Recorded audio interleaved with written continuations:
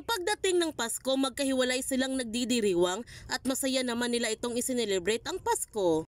Gayunpaman, may magandang regalo si Elias para kay Olivia, isang discharge paper sa mental hospital, at sobrang masaya naman si Olivia nito.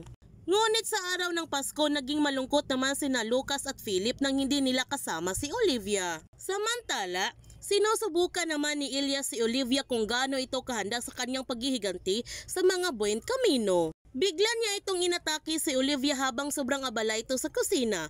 Sinakal niya ito ngunit hindi lumaban si Olivia. Kaya pinayuhan ito ni Elias si Olivia na siguraduhin niyang masaktan ang kanyang kalaban dahil kung hindi siya ang masasaktan nito. Kaya sasabak si Olivia sa matinding training para maging handa ito sa muli nilang pagkikita sa mga Buen Camino. Huwag natin palalapasin ang kapanapanabik na mga tagpo sa nag-aapoy na damdamin.